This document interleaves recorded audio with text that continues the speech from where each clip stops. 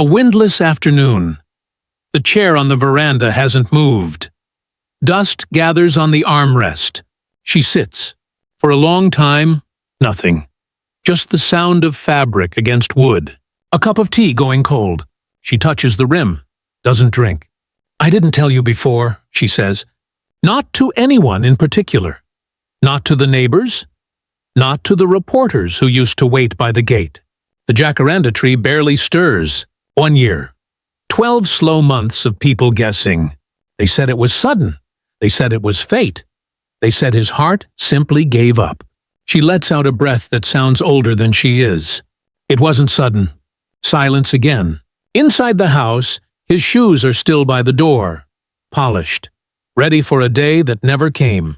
She keeps her eyes on the yard. "You think you know a man after decades," she murmurs. "You think you can hear when something is breaking." A dog barks far away. The afternoon does not hurry. He had been quiet that last winter. Quieter than usual. Not the actor's quiet. Not the public smile fading behind a closed door. A different quiet. She noticed it at breakfast. The way he folded the newspaper twice. Not 3 times like always. Small things. Ridiculous things.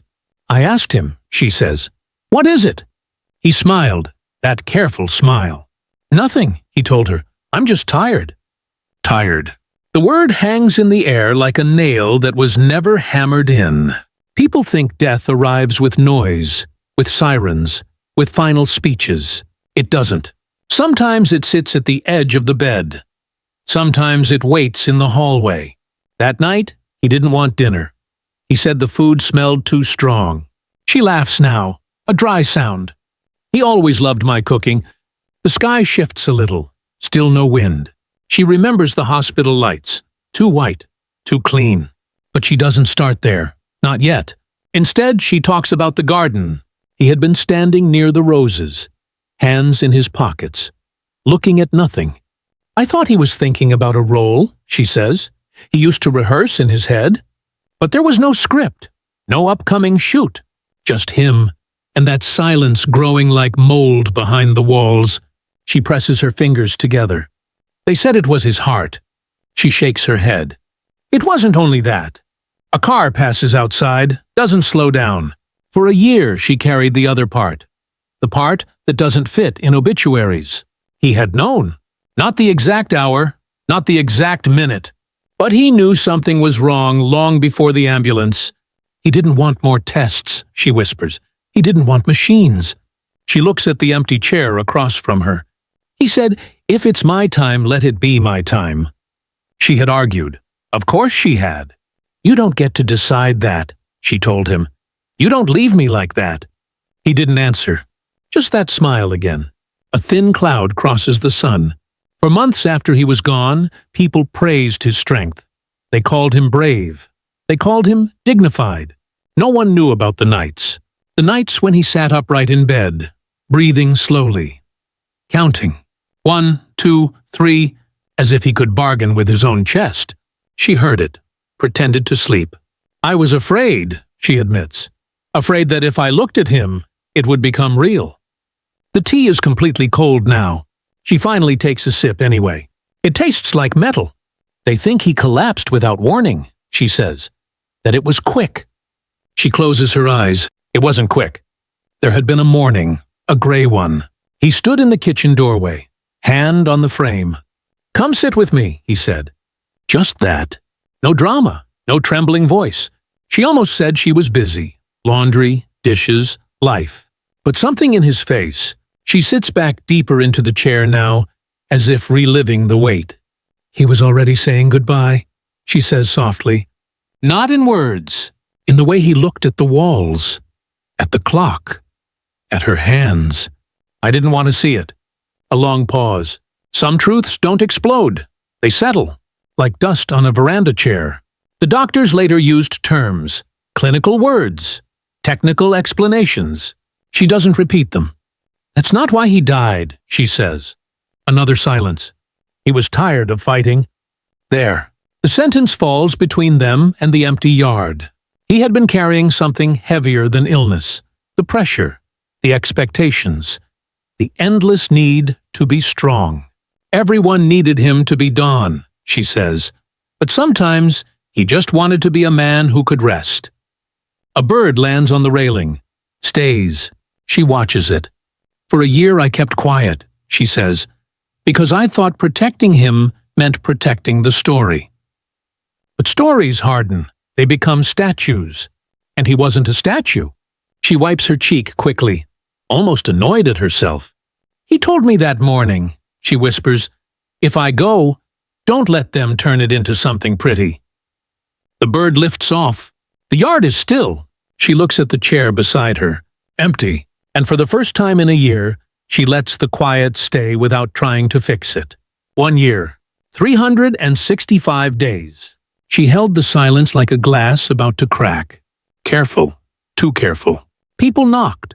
They brought flowers. They brought theories. Be strong, they said, as if strength were a coat she could just put on. She nodded, closed the door. Inside, the house kept breathing. His jacket still hung behind the kitchen chair. Left there on purpose. Or maybe not. Some mornings, she almost called his name, just to test the air. Nothing answered. She clears her throat now. He didn't die the way they think, she says. A sentence without polish, without ceremony. He had been shrinking, not in body, in something else. Like a light turned low. She remembers the night before the hospital. Rain tapping the roof. Not dramatic rain. Just ordinary. He stood at the window. I'm tired, he said again. Not loud, not sad. Just tired. She hated that word. What does that even mean? She asked him. He didn't turn around. It means I don't want to fight everything anymore. Fight what? She wanted to ask. The doctors? The headlines? The expectation that a man like him should never look fragile? He finally looked at her. You think I'm afraid of dying, he said. I'm afraid of disappearing while I'm still here. She didn't understand then, or she pretended not to. A cup slipped from her hand that night, shattered on the tiles. She stared at the pieces. That sound. She thinks about it now. Sharp, sudden. His breathing had started to sound like that too. Small fractures. She walks through the memory slowly. No background music, no grand confession. Just a man sitting on the edge of a bed, hands on his knees. I don't want tubes, he told her. I don't want strangers pressing on my chest. You don't get to choose that, she snapped. He smiled. I get to choose how I leave you. The sentence still cuts. She didn't tell anyone that part. Not the children. Not the friends who organized memorials. They preferred the cleaner version. The quick collapse. The heroic ending. Reality was messier.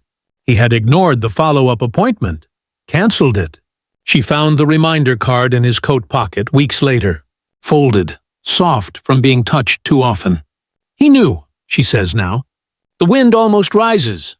Almost. He knew his heart was failing, not just physically. There was pressure he never named. Phone calls at midnight. Requests. Appearances. Don, just one more event. Don, people need you. He would nod, smile. After they left, he would sit in the dark. No television, no radio. Just breathing. Counting. 1, 2. Sometimes he stopped at 5. She once asked him why he counted. To make sure I'm still here, he said. She didn't laugh. On the last morning, he woke before her. She found him in the living room, lights off. He was holding a photograph. The two of them years ago. Before the awards. Before the crowds. You remember this day? He asked. She nodded. You were scared, she told him. It was your first big role. He shook his head. No, he said softly. I was happy. The difference between those words. Scared, happy. She sees it now. Too late. When the pain finally came, it wasn't dramatic. He didn't shout. He sat down slowly, as if resting. I think it's happening, he said. Just that. No panic? She grabbed her phone, her hands shaking. Stay with me, she kept saying. Stay. He looked at her. I am, he whispered. The ambulance lights painted the walls blue. Then red. Then blue again. Neighbors watched from behind curtains. She rode beside him. Machines, hands, voices giving orders. She kept thinking about the garden, about the roses he had been staring at days before. He squeezed her fingers once, then less. Then, she doesn't finish the sentence. Doesn't need to. For a year she let the world believe it was sudden. Easier that way. No one wants to hear that he was tired long before his heart failed. No one wants to hear that sometimes a man slowly steps away from the edge and calls it fate. I could have forced him, she says. I could have dragged him to every appointment. Maybe, maybe not. He was stubborn. He once told her, half joking, I gave my whole life on stage. Let me keep the ending. She thought it was poetic nonsense. Now it sounds like a decision. She presses her palms against her knees. I loved him, she says. Not loudly. I still do. Love doesn't fix this. Love doesn't rewind mornings. It just sits there, heavy, like the chair beside her. The house is quiet again. Too quiet. She looks at the doorway. For a second, almost, as if he might walk through. But the veranda stays empty, the air unmoving, and her words, once held for a year, drift out slowly. Not polished, not arranged, just there. She looks down at her hands. The ring is gone. A pale circle still marks the skin. She rubs it with her thumb. He didn't die from what they think. That's all she says. The kettle inside clicks off by itself. No one moves to pour the water. A thin crack runs along the veranda tile near her left foot. She traces it with her eyes. Last year, the morning after the funeral, she found his watch in the bathroom, still ticking. Face down on the sink. She didn't stop it. It ticked for 3 more days. Then silence. She keeps her nails short now. He used to tease her about that. Let them grow, he'd laugh. You're not working in a factory. She almost smiles at the memory. Almost. There's a dent in the couch cushion where he used to sit. It hasn't risen back. She never fluffed it. On the coffee table, a small stack of unopened letters. His name still printed neatly. She hasn't crossed it out. That last week, he began waking at 4:17 every morning. Not 4:15, not 4:20, 4:17. She knows because the digital clock would glow against the dark. 4:17. He would sit up slowly, feet finding the floor. One sock inside out. She pretended to sleep, breathing even. He would stand there for a moment, just standing, then walk to the kitchen. The fridge light would bloom and fade. 1 glass of water, half full, never finished. She keeps one of those glasses in the cupboard, the rim slightly chipped. On the 3rd day of that week, she found him in the garage, engine off, car door open, just sitting behind the wheel. "What are you doing?" she asked. He blinked like she'd woken him from somewhere far away. "Listening," he said. "To what?" "The quiet." She didn't know what to answer. In the bedroom drawer, beneath old receipts, there was a folded piece of paper. She found it months later. Not a letter, just a list. Cancel appointment? Call back M-Fix Gate Hinge. The last line? Sort documents. She stared at that line for a long time. He had sorted them. Insurance papers in a neat file. Passwords written in careful block letters. He never used block letters. On the day it happened, he shaved slowly. She remembers the sound of the razor against skin. Steady. He nicked himself near the chin.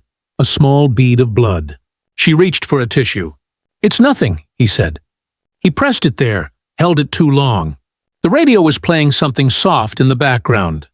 A song they both liked. He turned it off halfway through.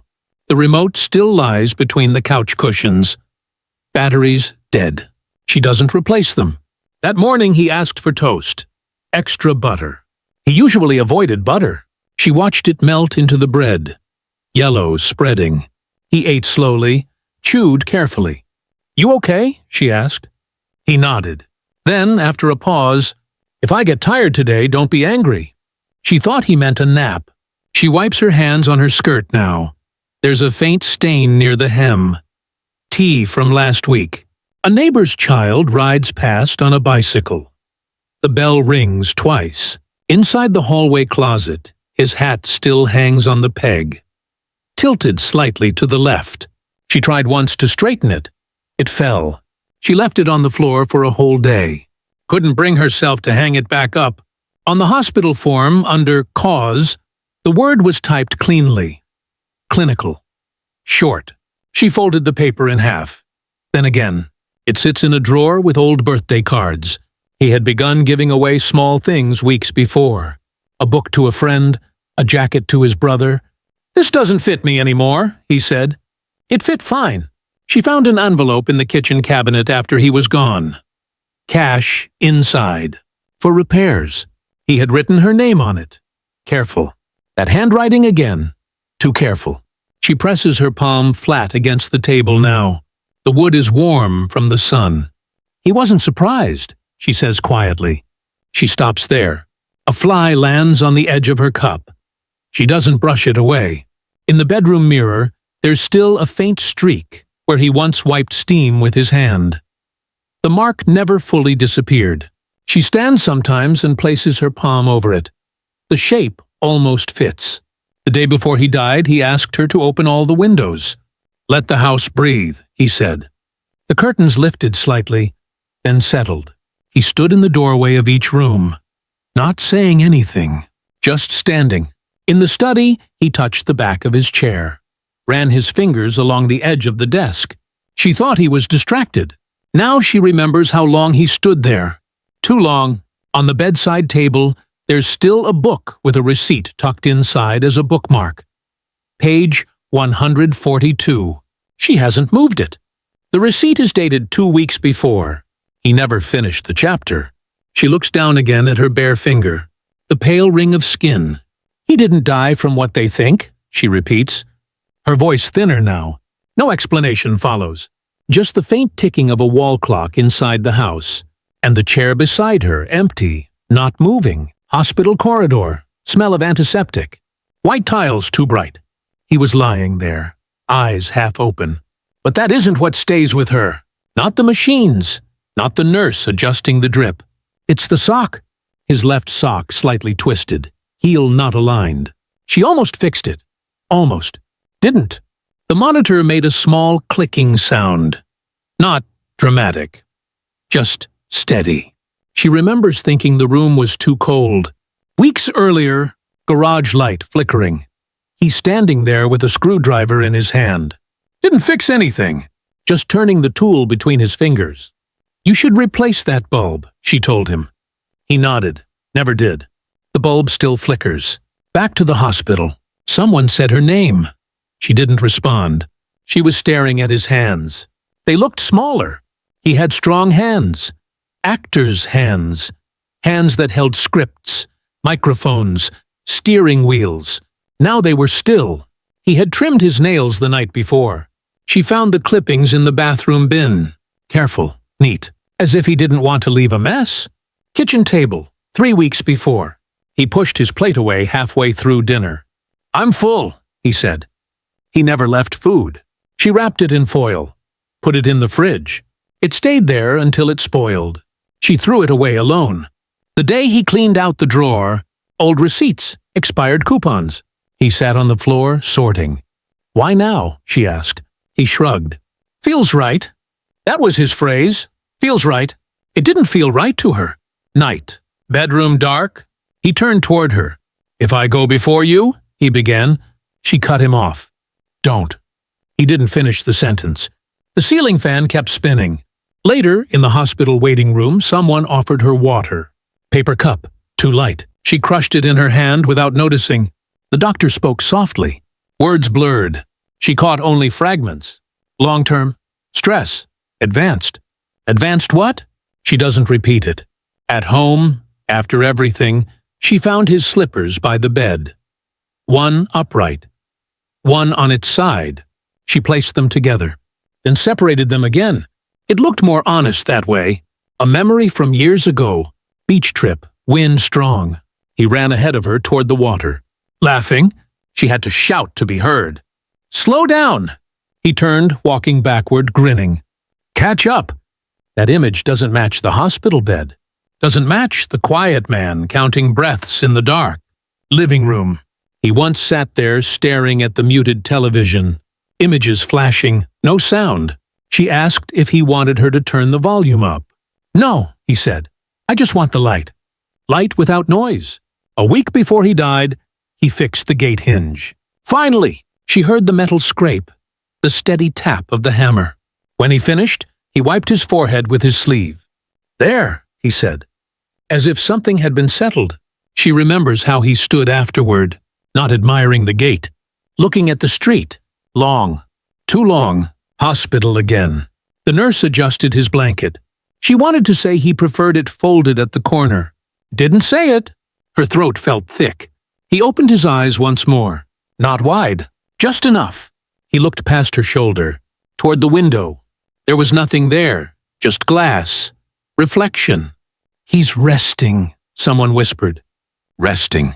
The word made her angry. He had been resting for weeks. On the couch. In the garage. At the edge of the bed at 4:17 a.m. People later said it was sudden. They were wrong. People said he fought bravely. They were wrong too. He wasn't fighting at the end. He was arranging things. Documents stacked, keys labeled, passwords written down. He even washed the car the Sunday before. Polished the hood until she could see her face in it. "Why today?" she asked. "Because it's sunny," he replied. It wasn't that sunny. After the funeral, someone handed her a framed photo. Him smiling, strong, mid-speech. She put it face down on the dresser. Not out of anger. It just didn't match the man who had stood in the kitchen doorway saying, "Come sit with me." She hears that sentence more than any other. Not the doctor's explanation, not the condolences. Just that. "Come sit with me." She almost didn't. That's what scratches at her. The almost, the small delay. The second she thought about laundry instead. In the hospital corridor, a janitor pushed a cart past her. Wheels squeaking, life moving. Inside the room, the machine made one long sound. Flat. She didn't scream. She looked at his sock again. Still twisted. Later, at home, she placed his watch in a drawer. It had stopped at 11:42. She didn't wind it. Doesn't want to know if it would start again. Evening now. The veranda darker. She sits still. He didn't die from what they think, she says again. No lecture. Just that line. Somewhere inside the house, a cupboard door shifts slightly. Maybe the wood settling. Maybe nothing. She doesn't get up to check. The man she called you. That's how he lived in this house. Not a headline, not a name on a poster. Just you. Are you coming to bed? Did you lock the gate? Why are you so quiet? The father the children called Dad. Not always gently, sometimes with teenage impatience. Dad, where's my charger? Dad, you promised. His voice used to fill the hallway. Loud, warm. He laughed with his whole chest. The kind of laugh that made the glasses rattle in the cabinet. Now the cabinet is still. She remembers the way he used to sit at the edge of the dining chair, never leaning back fully, as if ready to stand at any moment. Ready for what? She doesn't say. The children avoid the study now. The room smells faintly of aftershave and paper. One of them once stood at the doorway. "Mom," they said softly, "why didn't he tell us?" She didn't answer. Because what would she say? That he didn't want their faces to change. That he didn't want to see fear in their eyes.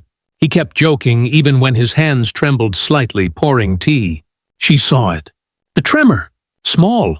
Almost polite. He switched to holding the cup with both hands. "Cold today," he said. It wasn't cold. The man who used to fix everything. Leaking taps, broken hinges, homework that didn't make sense. "Bring it here," he'd say. "Let's see." He liked solving things. Except this. This he left unsolved. Or maybe he solved it in his own way. She remembers the night the power went out months before. Total darkness. The children complaining. He found candles in the kitchen drawer. Lit them one by one. "See," he said. "Not everything needs electricity." They all sat in the soft glow. Faces gentler. He looked different in candlelight. More tired. She noticed it then. Didn't name it. The man who danced badly in the living room when a song he loved came on, spinning her clumsily, stepping on her toes. "Careful," she'd laugh. He would bow exaggeratedly. That same man later stood in the bathroom gripping the sink with both hands, breathing slower than usual. She heard the faucet run longer than needed. He said it was just heartburn. He always dismissed pain like that. Just heartburn, just tired, just stress. He didn't want to be the center of concern. Strange, for someone who had stood under bright lights so often. But at home he shrank from attention. She sees him now in small flashes. Him sitting on the floor with old photo albums, turning pages carefully. Him tracing a picture of their youngest as a baby. "Look at those cheeks," he said softly. She watched from the doorway. He didn't know she was there. He lingered too long on certain pages. Closed the album slowly. The man who once drove too fast on open roads. Wind through the windows. "Slow down," she would say. He would grin. Later, near the end, he drove like someone else entirely. Both hands tight on the wheel. Eyes straight ahead. No music playing. The father who used to shout from the sidelines at school games. Voice louder than the coach. Embarrassing the children. They would pretend not to see him. But afterward they would hug him anyway. That same father later sat quietly in the stands. Hands folded. Watching without cheering. She noticed the change. He said he had a headache. Always something small. Never the real thing. The real thing stayed unspoken. She recalls one evening when he stood by the bedroom window. City lights blinking in the distance. He said, almost to himself, "I've had a good run." She frowned. "What does that mean?" He shrugged. "Nothing." He walked away before she could press further. The man who loved spicy food began pushing the chili aside on his plate. Quietly. She saw the untouched pieces later while clearing dishes. He would kiss her forehead before leaving the house. Always the forehead. Last week of his life, he held the kiss a second longer. Pressed his lips there. As if memorizing. She didn't know. Or maybe she did and refused it. The children remembered different things. One remembers him sitting on the edge of their bed one night, smoothing their hair back. "You'll be fine," he had said. Fine for what? They thought he meant exams. Now they replay that sentence. "You'll be fine." She hears it too. The man she called "you" once stood in the kitchen doorway and simply watched her cooking. Not speaking, just watching. "What?" she asked. He smiled faintly. "Nothing, just looking." He looked like that often toward the end, as if taking inventory, not of objects, of faces. The day before the hospital, he folded his favorite shirt carefully. Placed it back in the drawer instead of tossing it over a chair like usual. Small act. Too neat. She runs her fingers now over the empty space beside her, where he used to sit. The cushion doesn't warm anymore. The house doesn't echo with that big laugh. Only the memory of it. People later spoke of achievements. Roles, awards, impact. She nodded, listened. But what she sees is the man in mismatched socks. The man counting breaths at 4:17 a.m. The man saying, "Come sit with me." Not an icon, just a husband. Just a father. Just the one who used to fill this house with noise. Now the noise is gone, and she sits here, calling him "you" in her head, as if he might answer from the next room. The light thins. Shadows stretch across the veranda tiles. She doesn't turn on the lamp. Inside, the hallway is already dim. There's a faint hum from the refrigerator. She hears it clearly now. She never used to. On the kitchen counter, his mug still sits at the back of the cupboard. Blue rim. A small crack near the handle. She reaches for it, stops, closes the cupboard again. The clock on the wall reads 7:12. It used to be his hour for the news. Volume slightly too high. She hasn't switched it on in months. A car passes outside. Headlights sweep briefly across the gate.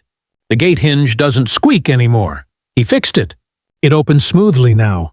Too smoothly. She stands slowly, her knees stiff.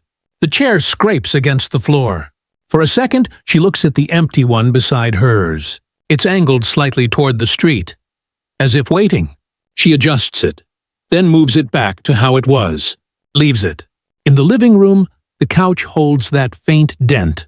She presses her palm into it. The fabric gives, then rises again. Not quite the same shape. On the shelf, A photo frame leans backward a little. She straightens it. It tilts again. She lets it. The house smells like evening. Warm wood. Dust. She walks to the bedroom. The wardrobe door creaks softly when she opens it. His shirts hang in a row. Light blue. Gray. One dark green he wore often. She slides her fingers across the sleeves. The fabric is cool. A hanger knocks lightly against another. That small sound echoes more than it should. She closes the door halfway. Leaves it like that. On the bedside table, his book still rests at page 142. She sits on the edge of the bed. The mattress dips on one side only. Her side. She lies back for a moment. The ceiling fan turns slowly above her.